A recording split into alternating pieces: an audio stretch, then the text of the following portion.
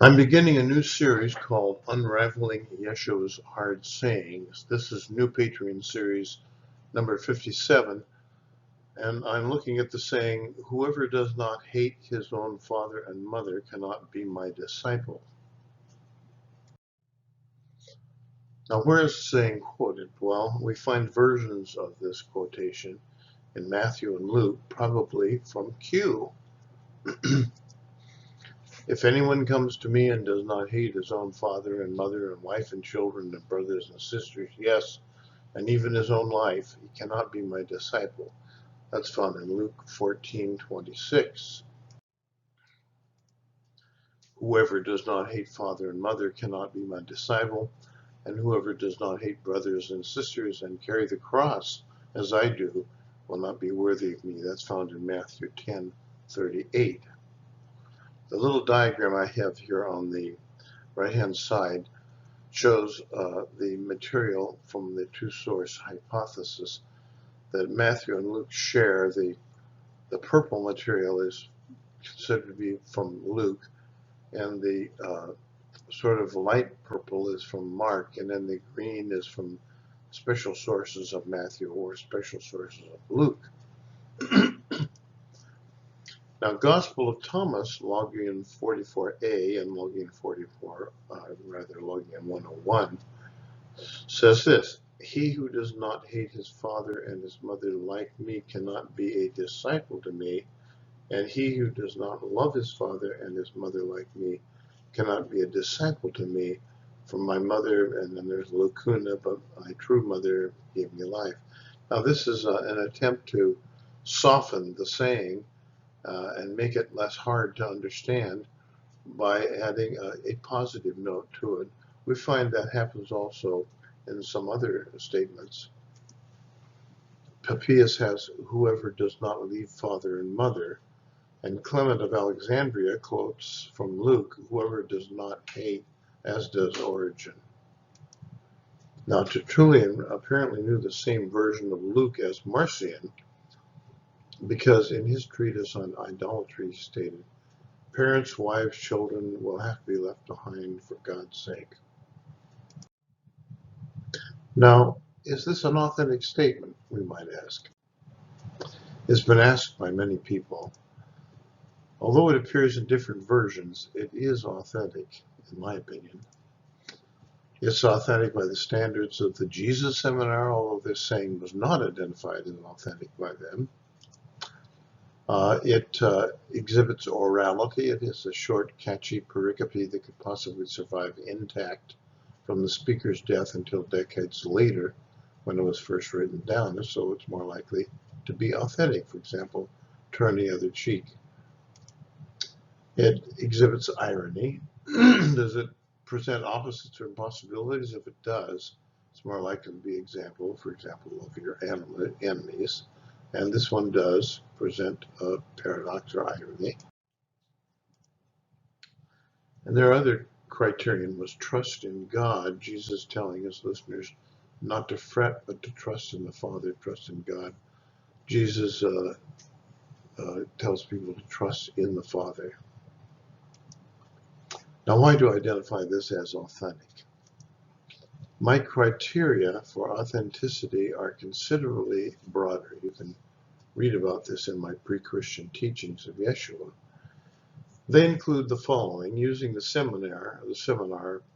Jesus Seminar categories, in addition to what are described as orality and irony by the Jesus Seminar, the kinds of material that were likely to have survived oral transmission and be remembered by disciples also include the uniquely rabbinic formula or formulae for Devarim or Davrim, that is, prophetic utterances, and Mashalim or Mashlim, that is, allegorical stories. This is a Devar. Keeping trust with God is different than the Jesus Seminar's authenticity criterion of having trust in God. Yeshua did not need to advocate belief or trust in God. That was already embedded in Jewish culture. This saying is probably authentic because it was transmitted in Q and was paradoxical and intended to shock, a characteristic of Yeshua's sayings deemed authentic by the Yeshua Seminar. Now, there are many Christian attempts to make the saying positive. Matthew connected this with the saying about the Son of Man coming to bring division among families, except that he redacted it with Jesus speaking self-referentially.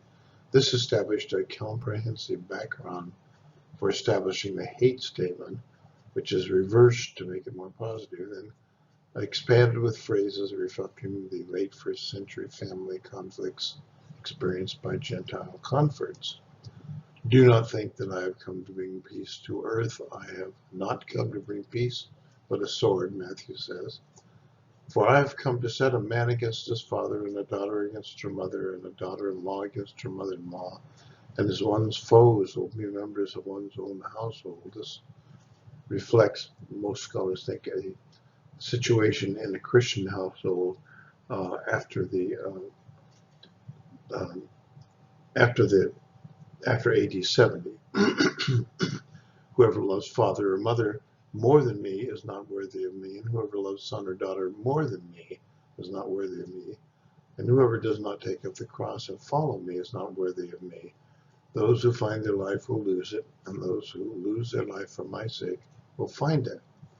So we find this in Matthew 10.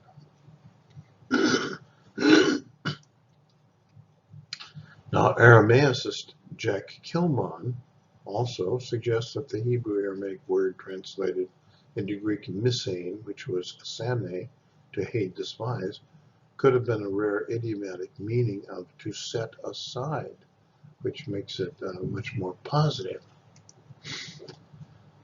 Probably here, though, because Yeshua often delivered his sayings as paradoxical hyperbole, it's not here really the gentle suggestion that Kilman makes. It's probably the harsh suggestion as it comes through and we understand it. So what does the saying mean? The following authentic Devar about hating father and mother is reconstructed in its forms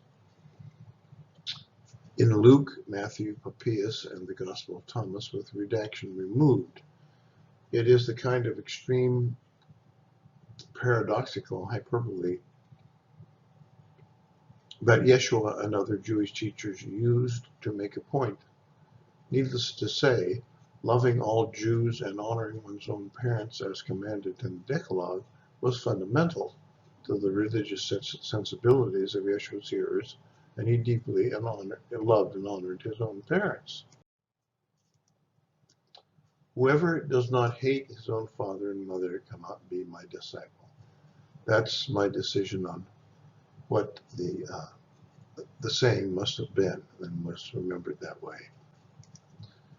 But his meaning, which the writers of Matthew understood and tried to paraphrase, was that in order to be a disciple, one's devotion, or ahav, to love's justice, compassion, and all the divine realities, must be as love is to hate in comparison to devotion to family. It was Yeshua's characteristic use of paradox and hyperbole that made many of his Devarim easy to remember and transmit in the oral Jesus tradition, but difficult to translate and interpret correctly in transmission as isolated Greek logia without context. So the meaning, I would say, is if you want to be my disciple, your spiritual love for God and divine Malkuth must greatly exceed your human love for parents and family. Now, there are many other hard sayings. There are several difficult but authentic sayings of Yeshua. I will present and explain them in the future videos. Some of them are, I say unto you, love your enemies. Let the dead bury their dead. Whoever divorces and marries another commits adultery. You must be perfect. Fear him who has power to cast into hell. Sell what you have and give to the poor. Let him who has no sword buy one. Blasphemy against the Spirit will not be forgiven. So there are many books by scholars attempting to explain the so-called hard sayings. Here's one by F.F. Bruce. Here's another by John Zering. Here's one in the Catholic tradition by Trent Horn.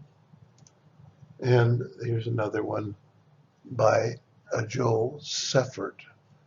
And there are others. There are many others, as a matter of fact. My next presentation will address loving your enemies.